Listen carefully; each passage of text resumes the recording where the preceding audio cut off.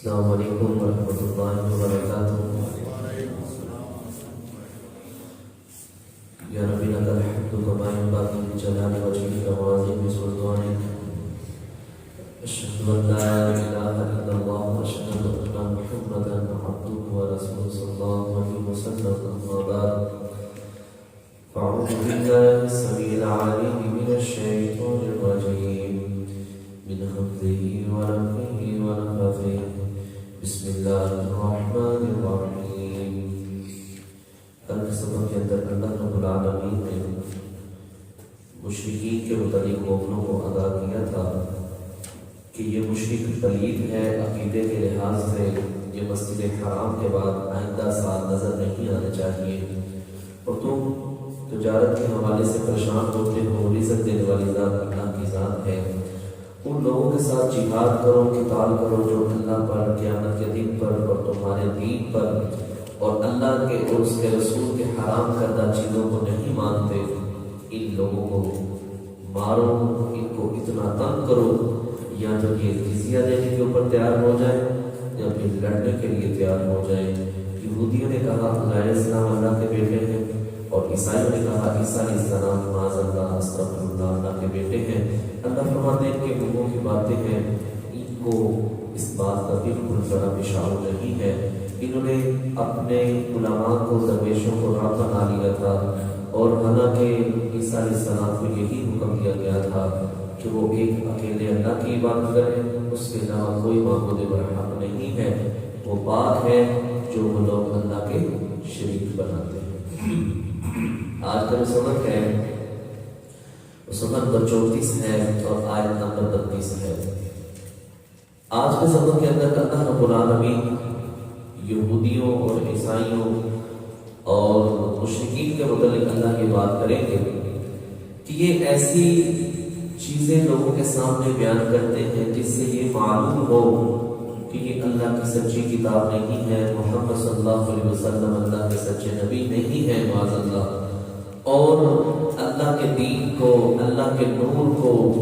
اپنی پھونکوں سے بجھانا چاہتے ہیں۔ اس لحاظ سے اور اللہ پھر اس بات کا عہد کرے گا کہ میں اس دین کو پوری کائنات کے اوپر، سارے ادیان کے اوپر اس کو غالب کر کے ہی چھوڑوں گا۔ مزید اس حوالے سے ہم انشاءاللہ سبق کے اندر پڑھیں گے۔ اللہ رب العالمین نے ارشاد فرمایا یریدون، وہ لوگ ارادہ کرتے ہیں، چاہتے ہیں، ان یطفئوا، کہ وہ بجھا دیں، نور اللہ کے نور کو،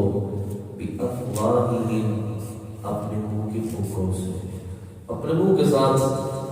اللہ کے دین کو بجھانا چاہتے ہیں۔ اور اس کے متعلق یوں سمجھ لیجئے کہ کوئی انسان بیوقوف سورج اور چاند کی طرف منہ کر کے اس کے اوپر تھوکنے کی کوشش کرے، چاند اور سورج کے اوپر تھوک تو نہیں پڑے گا، لیکن اپنے منہ کے اوپر اس کے ضرور لگے گا۔ جس طرح سورج اور چاند کو اپنی پھونکوں کے ساتھ بجھا نہیں سکتا، اسی طرح یہ انسان اللہ کے نور کو نہیں بجھا سکتا، اس کے اندر کبھی نہیں لا سکتا، کبھی نہیں آ سکتی۔ فرمایا وَيَعْلَمُ اللَّهُ، اور اللہ انکار کرتا ہے، إِلَّا أَن يُتِمَّ، مگر یہ کہ اللہ مکمل کر کے چھوڑے گا، نورہ، اپنے نور کو، وَلَوْ كَرِهَ الْكَافِرُونَ، اگرچہ اس بات کو کافر نہ پسند سمجھے۔ ہم پھر بھی اس قرآن کو، اس نور ہدایت کو، اس دین اسلام کو لوگوں کے اوپر غالب کر کے ہی چھوڑیں گے۔ یہ دین غالب آئے گا، اللہ کا نور پھیلے گا، اور پوری کائنات کے اندر اسلام کا بول بالا ہوگا۔ اللہ اسی بات کو مزید تاکید کے ساتھ بیان کرتے ہوئے کہتا ہے والذی، اللہ وہ ذات ہے، ارسل رسولہ، جس نے رسول صلی اللہ علیہ وسلم کو بھیجا، بالہدی، ہدایت کے ساتھ، ودین الحق، اور سچے دین کے ساتھ، لیظہرہ، تاکہ ہم غالب کر دیں اس دین کو، علی الدین کلہ، اللہ اکبر، اس کائنات کے اندر جتنے بھی باطل ادیان ہیں، وہ ہندو مذہب کے ساتھ تعلق ہو، وہ عیسائی ہو، وہ یہودی ہو، وہ مجوسی ہو، کمیونسٹ ہو، کوئی بھی دنیا کے اندر مذاہب کے ساتھ تعلق رکھنے والا ہے، کوئی بھی مذہب کو ماننے والا ہے، دنیا کے اندر کوئی بھی مذہب ہے، فرمایا علی الدین کلہ، یہ دین سب ادیان کے اوپر انشاءاللہ غالب آ جائے گا۔ اللہ، اور نبی علیہ السلام کو اللہ فرماتے ہیں لوگوں کو بتلا دیجئے پہلی جو شریعتیں تھی وہ ختم، ان الدین عند اللہ الاسلام، اگر اب تم سے قبول کیا جائے گا تو صرف دین اسلام کو ہی قبول کیا جائے گا، اگر کوئی کسی اور دین کو لے کے آئے گا تو اللہ اس کے اس دین کو قبول نہیں کرے گا۔ فرمایا دنیا کائنات کے اندر جہاں دن چڑھتا ہے یا جہاں رات ہوتی ہے، کیا مطلب؟ دن تو ہر جگہ چڑھتا ہے، رات بھی ہر جگہ ہوتی ہے۔ فرمایا جہاں دن اور رات ہے وہاں تک انشاءاللہ میرا رب میرے دین کو پہنچائے گا، اور یہ غالب آ کے رہے گا۔ قرب قیامت ہر طرف اللہ کے دین کا بول بالا ہوگا۔ عیسیٰ علیہ السلام آئیں گے، اس دجال کے ساتھ لڑیں گے اور یجوج مجوج کا خاتمہ ہو جائے گا۔ کائنات کے اندر ہر طرف اگر ہوگا تو صرف اسلام کا ہی بول بالا ہوگا، اسلام کا ہی نام لینے والے ہوں گے۔ اور نبی اسلام نے فرمایا دنیا کے کسی بھی کونے پر میرے مبعوث ہو جانے کے بعد اگر کوئی کافر یہودی یا عیسائی مرتا ہے اور وہ میرے دین کو قبول نہیں کرتا، فرمایا جب بھی مرے گا تو وہ اللہ اس کو جہنم میں داخل کرے گا۔ اس لیے اب دین ہے تو صرف دین اسلام ہے، اور اللہ ہمیں اس بات کی خوشخبری سنا رہا ہے، اے لوگوں جس دین کو تم نے قبول کیا ہوا ہے یہ سچا دین بھی ہے اور سارے ادیان کے اوپر انشاءاللہ غالب بھی آ کر رہے گا۔ فرمایا ایک میری امت کے اندر جماعت حق پر قائم رہے گی، اس کو کسی قاضی کا عدل اور کسی ظالم کا ظلم نہیں روک سکے گا، وہ ہمیشہ دین کے اوپر ڈٹی رہے گی، قائم رہے گی، اس کو کوئی بھی دنیا کی طاقت ہلا نہیں سکے۔ اللہ ہمیں بھی مرتے دم تک اس دین اسلام کے ساتھ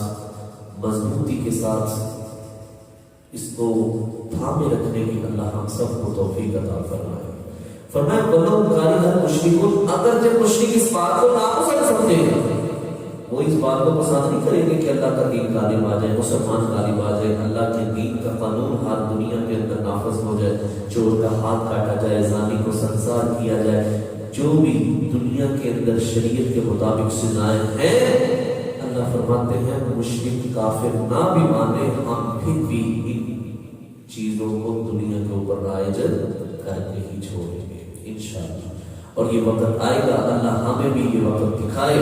جب ہر طرف اسلام کا بول بالا ہو جائے، اسلام کا پرچم لہرایا جائے گا انشاءاللہ، اور ہر طرف لہرائے گا، کوئی بھی ظالم اس دین کا مقابلہ نہیں کر پائے گا۔ فرمایا یا ایھا الذین، یہ عادت یہ رویہ یہود و نصارہ کے اندر تھا، اللہ فرماتے ہیں مومنوں تمہارے اندر نہیں آنا چاہیے۔ اور اللہ معاف کرے ان آیات کا اگر مطالعہ کیا جائے اور آج کے معاشرے کو دیکھا جائے تو بالکل اسی طرح لگتا ہے جس طرح آج کے دور کے اوپر ہی اللہ نے آیتوں کو نازل کیا ہے۔ فرمایا یا ایھا الذین، اے لوگوں آمنوا جو ایمان لائے ہو، انا بے شک کثیرا بہت زیادہ، من الاحبار علماء والرہبانی اور درویش، لا یأکلون البتہ وہ کھاتے ہیں، اموال الناس لوگوں کا مال، بالباطل باطل طریقے سے، اللہ بہانے بنا رکھے، یہ اب یہ مر گئے، اب یہ فلاں ٹیکس، یہ فلاں معاملہ، اب اس کی بخشش، اس کو جنت میں داخلہ، قبر کے عذاب سے محفوظ، جہنم کے عذاب سے محفوظ کرنا ہے، اور یہ سارے کام کرنے ہیں ہیلے بہانے بنا کے۔ اللہ فرماتے ہیں یہ یہود و نصارہ کا کام تھا۔ اے مومنوں تمہارے اندر یہ عادت نہیں آنی چاہیے، تم نے ان لوگوں کا مال باطل طریقے سے نہیں استعمال کرنا، کسی کے اوپر ظلم اور زیادتی نہیں کرنی، جو حق بات ہے اس کو بیان کرنا ہے، جو جھوٹی بات ہے اس سے اجتناب کرنا ہے۔ آج دیکھ لیجئے اس پرفتن دور کے اندر ہمارے معاشرے کے اندر یہ سب کچھ ہو نہیں رہا، دین کے نام پہ کیا یہ بازار کھلے ہوئے ہیں، مال کو لوٹا جا رہا ہے، اور یقین کر کے مانی ایسے ایسے لوگوں سے گفتگو ہوئی ہے کہ جو بیچارے ایک وقت کا کھانا نہیں گھر کے اندر پکا سکتے، لیکن کہنے کے رشتہ داروں کی وجہ سے یا ان ملاؤں کی وجہ سے جنہوں نے امت کا بیڑا غرق کر رکھا ہے، بیچارے قرض اٹھا کے اپنے والدین کو جنت میں پہنچانے کے لیے یہ سب کچھ کرتے ہیں، اور بیچارے سال ہر سال لگ جاتا ہے لیکن اپنے اوپر جو قرض ہے اس کو اتار نہیں پاتے۔ فرمایا لا یأکلون اموال الناس بالباطل، لوگوں کا مال باطل طریقے سے نہ کھاؤ۔ تو میرے بھائیو اگر دیکھا جائے جو تو امیر ہے پھر اس کے والدین تو اس کے رشتہ دار تو بڑے خوش ہوں گے جنت میں، وہ تو کبھی جہنم میں جائیں گے نہیں امیر لوگ کو۔ اگر اس طرح بخشش ہونے لگ پڑے، اگر اس طرح مردے بخشوائے جائے تو پھر تو بیچارہ امیر کچھ بھی نہ کرے، نہ نمازیں پڑھے، نہ روزہ رکھے، نہ مسجد میں آئے، کچھ بھی نہ کرے، پیچھے ہے مال سالانہ 40واں 7واں 30واں یہ سب کچھ بھی ہوتا رہے گا، اور بیچارہ غریب جس کے پلے کچھ بھی نہیں ہے اس کے عزیز و اقربا تو پھر اسی طرح جہنم میں اللہ معاف کرے پھر جائیں۔ یہ کیا دوگلی پالیسی ہم نے اختیار کر رکھی ہے؟ اللہ ایمان والوں کو مخاطب کر کے کہتا ہے اتنا کثیرا بے شک بہت زیادہ من الاحبار علماء سوء والرهبان درویش، اللہ اکبر، بابا جی کے پاس چلے جاؤ فلاں کر دیں گے، فلاں کر دیں گے، کیا ہے طویل لے آؤ، اس سے یہ کرا لو، اس سے وہ کرا لو، لوگوں کا مال لوٹنے کے لیے بس، اور کچھ بھی نہیں۔ اللہ سے دعا کیجیے اللہ ہماری امت کے علماء کو سیدھا رستہ نصیب فرمائے۔ اگر علماء ٹھیک ہو جائے یقین کر کے مانے سارا معاشرہ ٹھیک ہو سکتا ہے، اگر ان کے اندر کجربی آ جائے تو معاملات خراب ہو سکتے ہیں، اور ہم ہیں کہ ہم صرف سنتے ہیں اور کہتے ہیں واہ سبحان اللہ بس ٹھیک ہے، اسی کے اوپر اتفاق کر لیتے ہیں۔ اللہ ہم سب کو ہدایت نصیب فرمائے۔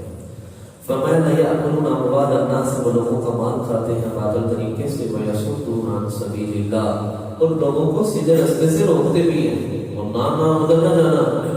کوئی ارے نہیں ایسے نہیں کر، لگتا ہے یہ نوابی ہو گئے، اس کو کوئی مسئلہ درپیش آ گیا، ادھر نہیں جانا، ادھر جاؤ گے گمراہ ہو جاؤ۔ اللہ ایسی ایسی باتیں بھی سننے کو ملی، اور عجیب و غریب لوگوں کے ذہن بنا دیے ہیں،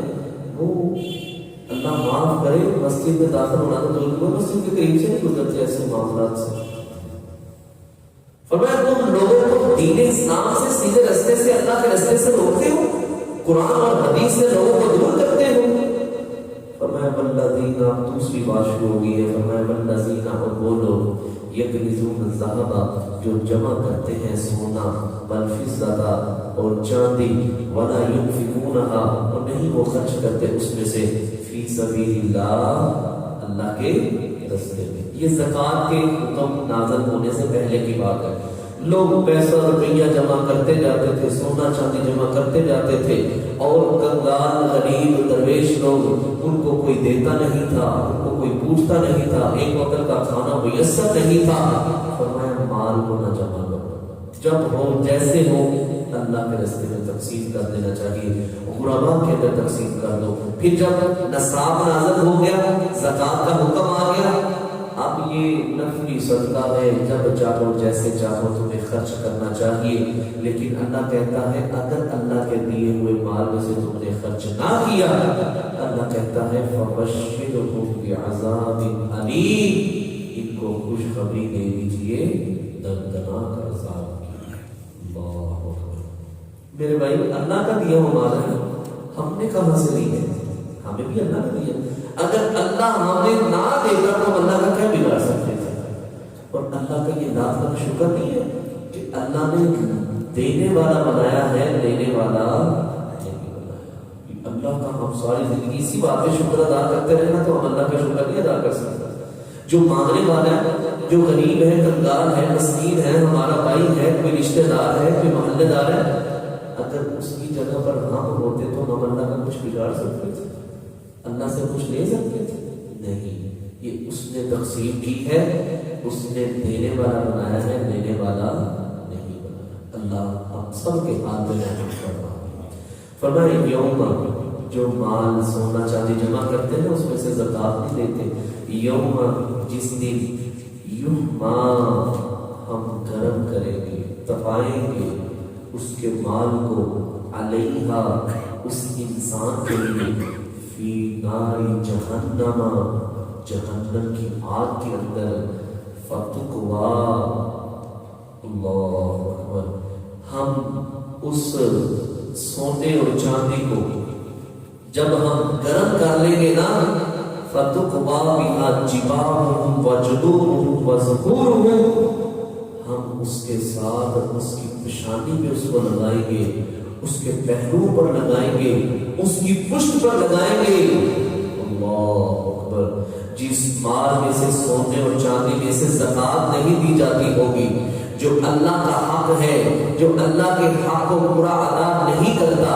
جو اللہ نے بندوں کے لیے لازم قرار دیا ہے، صاحب نصاب ہو جائے، 7.5 تولے سونا ہے، سال گزر گیا ہے، اس میں سے 2.5% زکات ادا کرنی ہے۔ نبی علیہ السلام نے فرمایا کل قیامت کا دن ہوگا، اللہ رب العالمین اس کے مال کو ایک سانپ جیسی شکل کے اندر منتقل کر دے گا، اس کے سامنے پیشانی پر 2 کالے رنگ کے نقطے ہوں گے، وہ اس کو ڈسے گا، ننگ مارے گا، اس کو تکلیف ہوگی، اور اللہ بولنے کی طاقت دے گا سانپ کو، وہ بول کے کہے گا انا کنزکا انا مالکا، میں تیرا مال ہوں، میں تیرا خزانہ ہوں، جس کو دنیا کے اندر تو بڑی محبت کے ساتھ رکھتا تھا، بڑا سنبھال کے رکھتا تھا، میرے چوری ہونے سے تمہیں ڈر لگتا تھا، کہیں بھی مجھے اٹھا کر نہ لے جائے، اللہ کے لیے تو خرچ نہیں کرتا تھا، اللہ کے راستے میں نہیں دیتا تھا، مساجد مدارس کے اوپر خرچ نہیں کرتا تھا، اس میں سے زکات نہیں نکالتا تھا، آج یہ مال میں تیرے لیے ہوں اور تو مجھ سے آج ڈر رہا ہے، اس کو بار بار اسی طرح ڈر مارتا رہے گا حتیٰ کہ لوگوں کے درمیان فیصلہ ہوتا رہے گا۔ اللہ، اگر کسی کے پاس بھینسیں ہیں، گائے ہیں، اونٹ ہیں، بکریاں تھی، وہ ان میں سے زکات نہیں دیتا تھا، اس کو ایک شٹی اور میدان کے اندر لٹا دیا جائے گا، اس کے اوپر سے جانور گزریں گے، جب سارے گزر جائیں گے پھر پہلے سے دوبارہ شروع ہو جائیں گے، پھر سارے گزر جائیں گے، پھر پہلے سے دوبارہ، یہ ساری روٹین اسی طرح چلتی رہے گی یہاں تک کہ 50,000 سال کے دن کے برابر اس دن سب کے درمیان فیصلہ ہو جائے گا، اللہ اس کا فیصلہ سب سے آخر میں کرے گا۔ اللہ، اس لیے میرے بھائیوں، زکوٰۃ کے اندر ٹھنڈی مانگنی، جو اللہ نے نصاب رکھا ہے، شریعت نے مقرر کیا ہے، اپنی طرف سے اس حق کو ادا کر دینا چاہیے۔ اس کے 2 فائدے ہیں،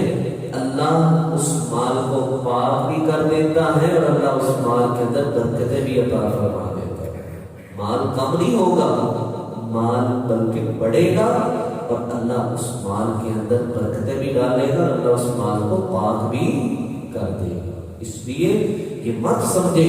کہ یہ اللہ نے ہمارے اوپر ٹیکس لگا دیا، ٹیکس نہیں ہے، یہ اللہ نے تمہارے فائدے کے لیے اس چیز کو مقرر کیا ہے۔ فرمایا وہ اس طرح ان کو لگایا جائے گا، سونا بھی، چاندی بھی، مال جو اس نے جمع کیا ہوگا، اس کی پیشانی پر، اس کے پہلوؤں پر، اس کی پشت پر، ہاذا، وہ کہے گا ما کنزتم، میں ہوں تمہارا خزانہ، لِأَنفُسِكُمْ، جس کو تم سنبھال کے اپنے لیے رکھتے تھے نا، اس میں سے اللہ کے راستے میں حق تم ادا نہیں کرتے تھے، فَذُوقُوا، بس چکھو عذاب، مَا كُنْتُمْ تَكْنِزُونَ، جو تم دنیا کے اندر جمع کرتے تھے، آج اس جمع کرنے کی وجہ سے اس عذاب کا مزہ چکھو کہ دنیا کے اندر تم نے اللہ کے لیے اس مال کو خرچ نہیں کیا تھا، اور جس کی سزا ابھی تمہیں مل رہی ہے اور ابھی حساب کتاب ہونا ہے، اس کے بعد کیا ہوگا وہ اللہ ہی بہتر جانتا ہے، لیکن تم نے صرف ابھی زکات ادا نہیں کی، اس کی تمہیں سزا مل رہی ہے، باقی معاملہ بعد میں ہوگا۔ اس لیے میرے بھائیوں، جن بھائیوں کے پاس مال ہے، صاحب نصاب ہے، اللہ کے مال میں سے ضرور زکات ادا کرنی چاہیے۔ اور دوسرا ہم نے یہ پڑھا ہے مال کو جوڑ جوڑ کے رکھنا، پاس پیسہ روپیہ سونا چاندی اللہ نے ان کے لیے دردناک عذاب تیار کر رکھا ہے، بلکہ ان کو چاہیے کہ اللہ کے راستے میں جتنی اللہ نے توفیق دی ہے اپنی خوشی سے اس کو اللہ کے راستے میں خرچ کرتے رہنا چاہیے۔ اگر ہم نہ بھی دیں گے تو اللہ کسی آفت کے اندر مبتلا کر دے گا، کسی مصیبت کے اندر ڈال دے گا۔ پیسے جو اللہ کے راستے میں نکل جائیں گے اللہ مصیبت دور کر دے گا۔ اگر اللہ کے راستے میں نہ دیے تو یہ ذہن کے اندر بات بٹھا لیں، اللہ کسی اور انداز کے اندر وہ پیسے والے میں اڑا دے گا، نکل تو جانے ہی ہے۔ تو اگر ہم اپنی خوشی سے اللہ کے راستے میں دے دیں تو اسی کے اندر ہماری بہتری اور ہمارا بھلا ہے۔ آج کے سبق کے اندر یہی بات ہے، اور سبق تو آگے بھی پڑھنا تھا لیکن ٹائم ہو گیا، باقی انشاءاللہ ہم کل پڑھیں گے۔ یہی بات تھی کہ مشرک اللہ کے نور کو مٹانا چاہتے ہیں، ختم کرنا چاہتے ہیں، اور اللہ اس دین کو غالب کرنا چاہتا ہے۔ اور کتنے ہی ایسے علماء درویش ہیں جو مال کو کھانا چاہتے ہیں لوگوں کے باطل طریقے سے۔ اللہ نے اس نظریے سے، اس بات سے منع کیا ہے کہ کوئی بھی تمہیں ایسا کام نہ کرے جس سے اپنے لیے وہ حلال کی بجائے حرام کا انتخاب کرے۔ اللہ سے دعا کیجیے رب العالمین ہم سب کو اللہ کے دیے ہوئے مال میں سے اللہ کے راستے میں خرچ کرنے کے اللہ ہم سب کو توفیق عطا فرمائے۔ سبحانک اللہم و بحمدک اشہد ان لا الہ الا انت